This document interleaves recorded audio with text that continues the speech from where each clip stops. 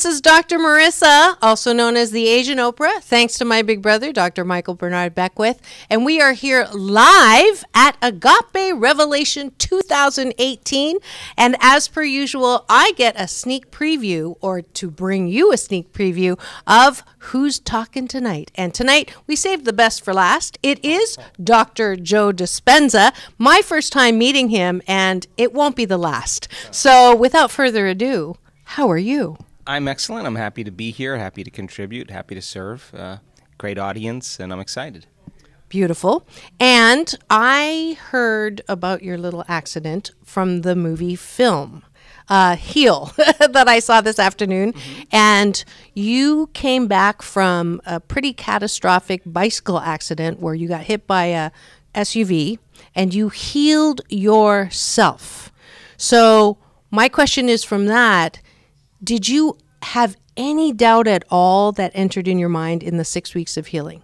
Oh, I had a lot of doubts. Okay. I think, when you're faced with a trauma or a crisis, what happens is we weigh what we know against what we don't know. Mm-hmm. And I think that's a little bit of a dark night.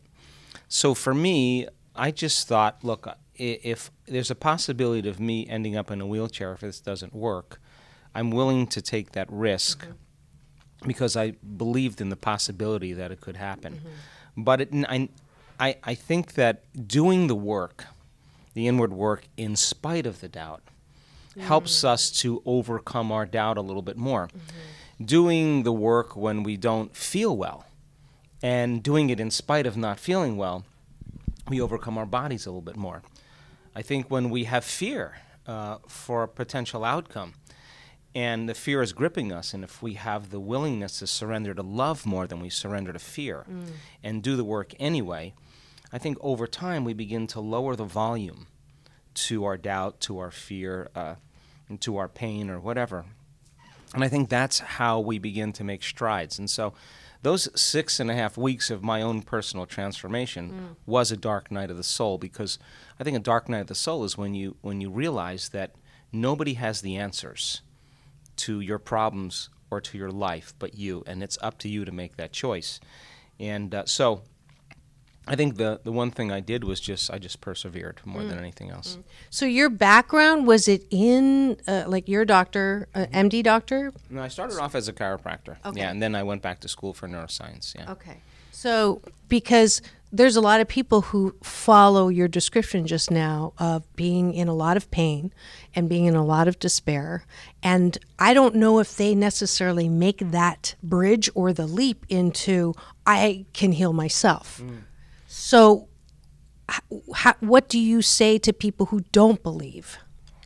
I have no interest in convincing other people that they can do this. It's when the person is ready.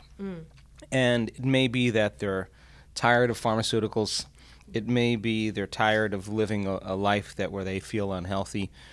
It may be they've just gotten betrayed or they were traumatized in some way. And none of that's working any longer.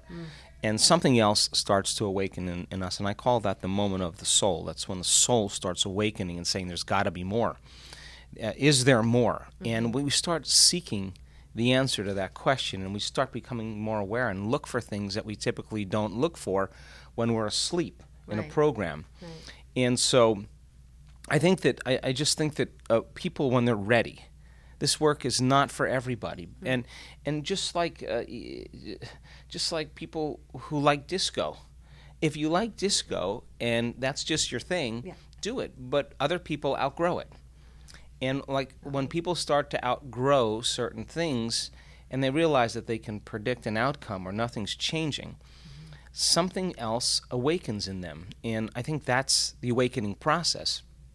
Execute action on that awakening and do something with it allows us to move closer to truth. And so I don't have an opinion on it. I just think that when a person is ready, it's not for everybody because it requires a certain amount of work. If it was easy, I think everybody would be doing it. And it Right. just takes a little bit of work and a little bit of awareness. Yeah. Well, it is easier to pop a pill. I mean, that's what we're always looking for is that quick fix or that easy, 4-hour solution to not enough of a love life. Whatever it is, that quick solution. So I think your message and your it's not how do I say your solution in going within, I think, is the new understanding that's going to get all of us out of that sick hole. Well, what if you believed that you weren't hardwired to be a certain way for the rest of your life and you're not doomed by your genes? What if you started to question, could I change those things? The scientific answer is absolutely yes. In fact, our research proves that the answer is absolutely yes. Right. So if you believed in that paradigm to the smallest measure, then you may stop doing certain things that you've been doing up to this point. So think about it. Person has pain, they take a pill, Yeah. the pain goes away. Right. They notice a change in their internal state, they pay attention to what caused it. The moment they feel pain again, the brain creates the image of the pill, and now they're creating a conditioning process. So now they're tied into to relying on some exogenous source, some external substance, to take away their internal pain. Now that's great, but there are effects as a result of taking that drug that ultimately start to wear the body down. So is it possible then, instead of relying on some external substance, could you begin to regulate and change your internal states and begin to create new chemistry that begins to lower the volume or change your pain levels? Right. And the answer is absolutely yes. Again, you just have to get beyond your pain in order to make the first stride. Right. And it just takes training, it takes understanding, it takes a will, desire. it takes a desire. But here's the cool part about it. The cool part about it is What's that the cool part? more and more people are doing it. Yes. So if you see someone stand up and say, hey, I was diagnosed with stage 3 uterine cancer, I did this, I did that, nothing changed it, I started making changes in my emotional state, I stopped making the same choices, I became conscious of all the thoughts that I think that make me feel bad, and Complained less. and I just started really re-executing who I am.